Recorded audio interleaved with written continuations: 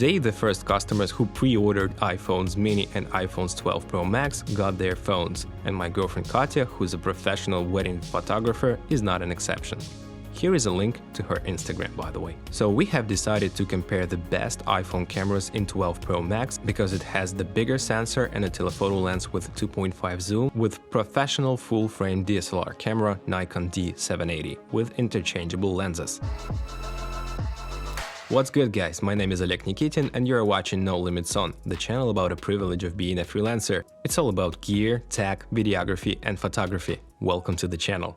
iPhone 12 Pro Max has 3 camera modules, 13mm ultra-wide, 26mm wide with the biggest sensor and the sensor shift stabilization 5000 times a second and a 65mm telephoto camera. Let's see how it compares with Nikon D780 with 17-35 f2.8 lens from Nikon and 50mm f1.4 lenses. We need to remember that Nikon D780 is a 24 megapixel full-frame camera and iPhone 12 Pro Max has 12 megapixels in each camera module.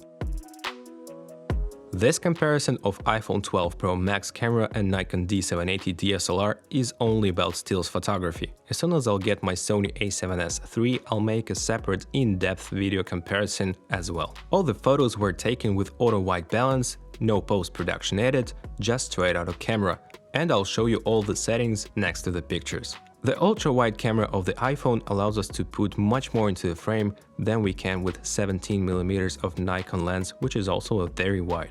But the amount of detail and sharpness of the ultra-wide module, especially in the corners of the image, is noticeably lower. In low light, this is the weakest camera module. It works, but I prefer to use the standard 26mm wide-angle camera for its bigger sensor and the sensor stabilization, for longer exposure times and even handheld.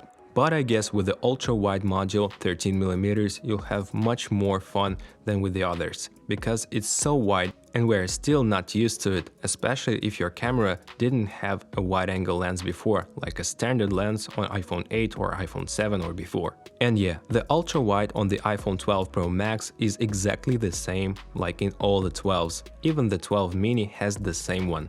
So guys, I guess you can judge the comparison photos by yourself.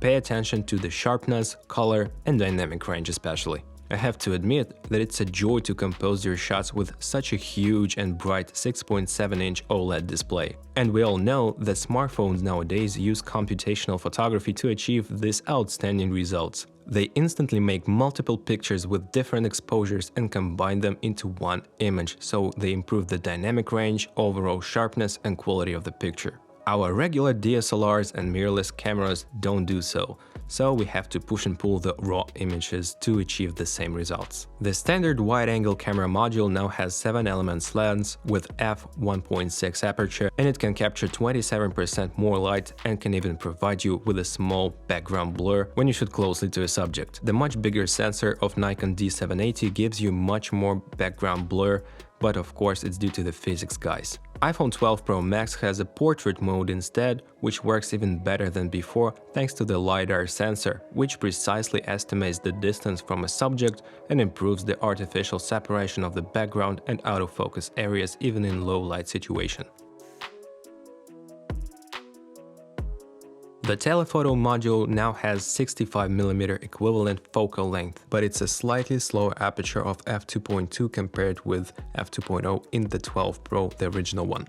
Now the zoom is more pronounced and the portrait mode in the iPhone reminds me more of a portrait with a traditional big camera with a portrait 50mm or 65mm lens. But in night mode, the iPhone will be still using the main wide-angle 26mm and it will apply the digital zoom or a crop in, because the main module has bigger sensor and the sensor stabilization, which improves the low light performance. By the way, guys, you can download all of the RAWs and JPEGs by using the link in the description below and compare the pictures without the YouTube compression. In some cases, of course, the iPhone or the iPhone 12 Pro Max even is not a replacement for a traditional big sensor DSLR or a mirrorless camera with interchangeable lenses, but for everyday usage or for vacations photos or Instagram or even a blog or vlog, it's a great tool. And now we're moving on to the quote of the episode.